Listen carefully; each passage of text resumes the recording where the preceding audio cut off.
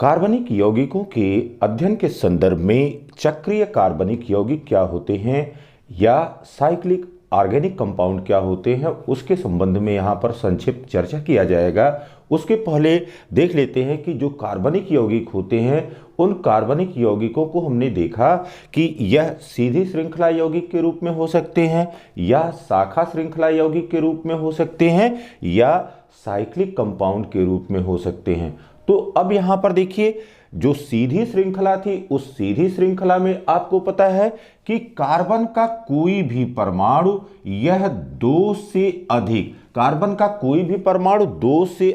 Carbon परमाणुओं से नहीं जुड़ा होता है। इसी प्रकार से अगर दूसरा एग्जांपल लें, यहां पर 4 कार्बन परमाणु है, यह भी अब किसी को यहां पर नंबरिंग कर लीजिए 1 2 3 4। अगर 2 की बात करते हैं तो यह 2 नंबर का कार्बन परमाणु भी 1 और 3 से जुड़ा हुआ है। इसी प्रकार से 3 नंबर का कार्बन परमाणु 2 और 4 से जुड़ा हुआ है। तो सीधी श्रृंखला उसे कहते हैं जिसमें कार्बन का एक परमाणु 2 से अधिक कार्बन परमाणुओं से नहीं जुड़ा होता है। लेकिन जब हम शाखा श्रृंखला की बात करते हैं तो उस शाखा श्रृंखला में क्या होता है या ब्रांच चेन में क्या होता है, यहां पर कार्बन का यह स्ट्रक्चर देखिए। अब यहां पर कार्बन परमाणुओं की संख्या कितनी है 1 2 3 4, 4 कार्बन परमाणु यहां पर हमने लिए हुए हैं। तो ये 4 कार्बन परमाणु में देखें कि 2 नंबर का कार्बन परमाणु जो है यह अपने साथ 1 2 और 3 कार्बन परमाणुओं से जुड़ा हुआ है। अब दूसरी दशा हो सकती है, जैसे कार्बन परमाणु हमने यहां पर 5 अगर ले लिए और एक को यहां पर जोड़ दिया, एक को यहां पर जोड़ दिया। अब ये देखिए बाबू, यहां पर 5 कार्बन परमाणु लिए हुए हैं, यह भी शाखा श्रृंखला बना रहा है। तो कार्बन का कोई परमाणु वह 2 से अधिक परमाणुओं से जब जुड़ता है तब उस समय शाखा श्रृंखला बनती है या ब्रांच चेन बनती है। अब बात करते हैं कि चक्रीय कार्बनिक यौगिक क्या होते हैं। चक्रीय कार्बनिक यौगिक ऐसे यौगिक होते हैं जिनमें कार्बन परमाणु वलय के रूप में या रिंग के रूप में, तो कार्बन के परमाणु वलय या रिंग के रूप में होते हैं। तो यह वलय अब यहां पर गणितीय वलय के रूप में नहीं है कि इस तरह का कोई गोला होगा। यहां पर कहने का मतलब है कि यह त्रिभुजाकार आकृति भी बना सकते हैं, यह चतुर्भुजाकार आकृति भी बना सकते हैं, ये पंचभुजी आकृति भी बना सकते हैं, या इसी प्रकार से यह खटभुजी आकृति भी, हेक्सागन भी बना सकते हैं। इस तरह की आकृतियों में यदि कार्बन के परमाणु व्यवस्थित होते हैं तब उसको वलय के रूप में या रिंग के रूप में कहते हैं। अब यहां पर देखिए, संतृप्त चक्रीय यौगिक होते हैं और साथ ही साथ असंतृप्त चक्रीय यौगिक होते हैं। तो किसको हम संतृप्त चक्रीय यौगिक कहते हैं? यहां पर इसको आप जानिए कि इसको साइक्लो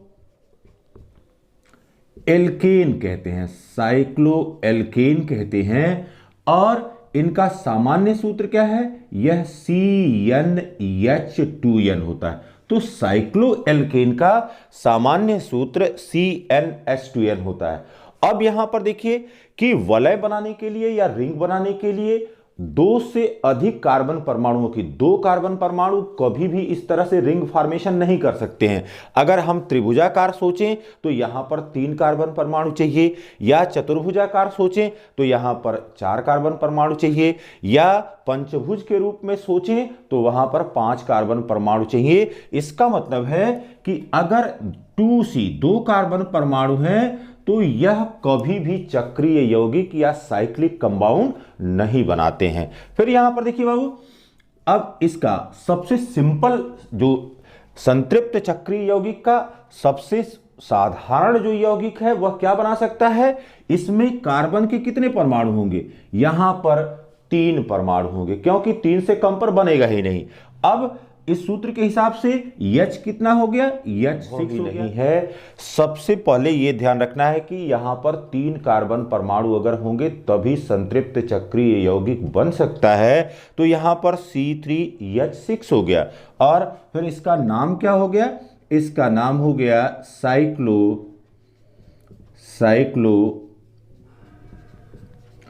प्रोपेन, ये साइक्लोप्रोपेन हो गया। फिर देखिए बेटा, यदि हमने n = 4 रख दिया तब यहां पर क्या हो जाएगा, यहां पर C4 और H8 हो गया। अब यह क्या हो गया, यह हो गया साइक्लोब्यूटेन हो गया।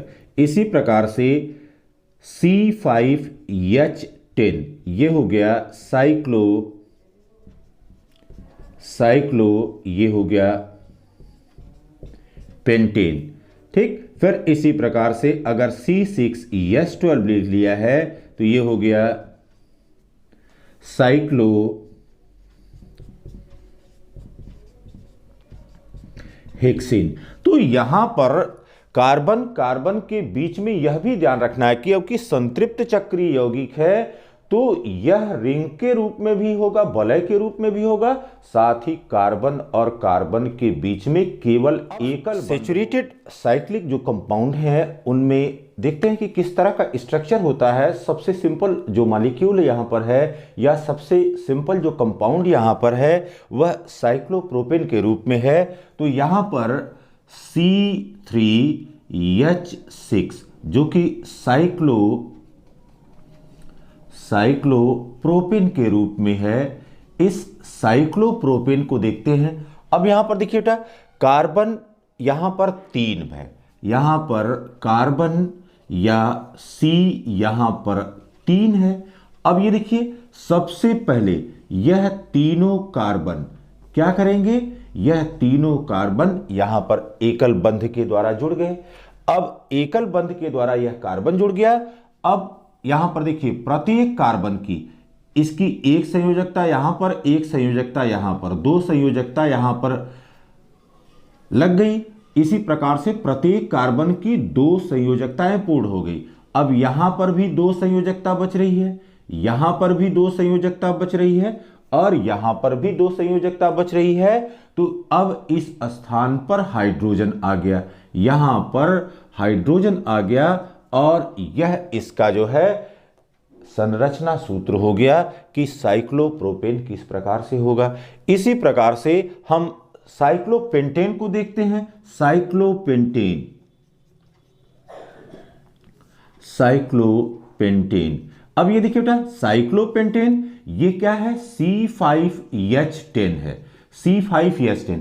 अब यहां पर कार्बन के 5 परमाणु हैं, तो कार्बन के 5 परमाणु अब किस प्रकार से रिंग के रूप में व्यवस्थित हो सकते हैं, यह केवल तभी हो सकता है कि यह आकृति क्या हो जाए, यह आकृति पंचभुजाकार हो जाए। तो यहां पर अब यह पंचभुजाकार आकृति हो गई और इस आकृति में प्रत्येक शीर्ष पर यहां पर कार्बन हो गया, यहां पर इन स्थानों पर कार्बन हो गया।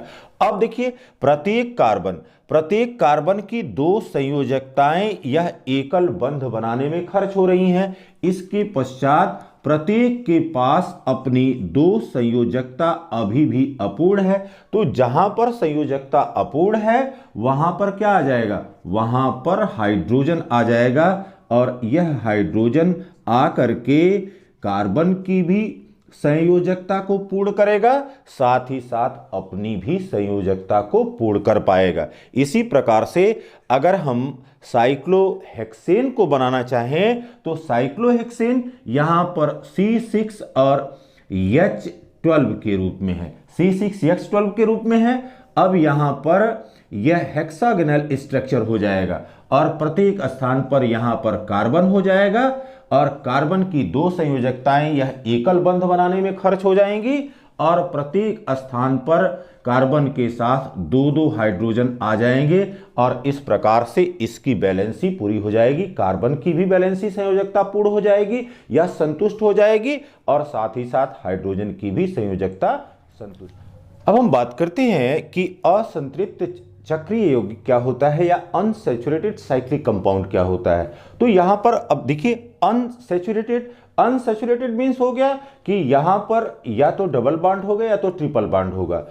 तो अब अनसैचुरेटेड हो गया, फिर साइक्लिक हो गया, तो इसका मतलब है कि चक्रीय भी होगा और साथ ही साथ यहां पर डबल बॉन्ड भी होगा क्योंकि एकल बंध सैचुरेटेड होता है। फिर अब यहां पर कार्बन और कार्बन के बीच में एकल बंध के साथ ही साथ द्विबंध भी अंतराल में पाया जाता है, इंटरवल में पाया जाता है। तो इंटरवल में होने का मतलब है कि एक अगर सिंगल बॉन्ड है तो उसके बाद एक डबल बॉन्ड होगा, फिर डबल बॉन्ड के बाद एक सिंगल बॉन्ड होगा और यह क्रम चलता रहेगा। तो यहां पर देखिए जैसे बेंजीन C6 बेंजीन, इसका आणविक सूत्र क्या है C6H12 है।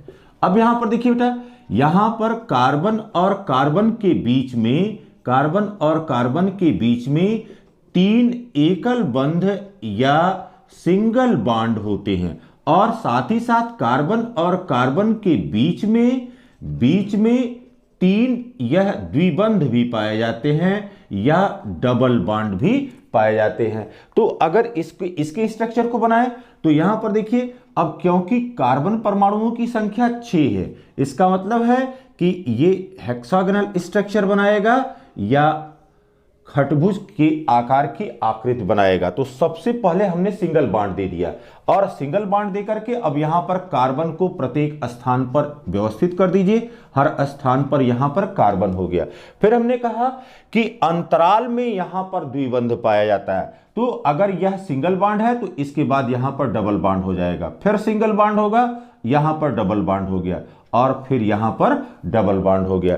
फिर देखिए बेटा, अब यहां पर हाइड्रोजन कितना है, हाइड्रोजन यहां पर 12 है, तो 2 प्रत्येक कार्बन के साथ 2 हाइड्रोजन यहां पर लग गया और 2 हाइड्रोजन लग करके यह हाइड्रोजन अपनी संयोजकता को भी पूर्ण करेगा या अपनी संयोजकता को भी संतुष्ट करेगा और साथ ही साथ कार्बन की भी संयोजकता को संतुष्ट करेगा। अब जहां पर डबल बॉन्ड है वहां पर क्या होगा, वहां पर 4 इलेक्ट्रॉन जो है या 2 जोड़ी इलेक्ट्रॉन शेयर कर रहे हैं, जहां पर सिंगल बॉन्ड है वहां पर 1 जोड़ी या कुल 2 इलेक्ट्रॉन शेयर कर रहे हैं। इस प्रकार से यह बेंजीन की संरचना बना रहे हैं।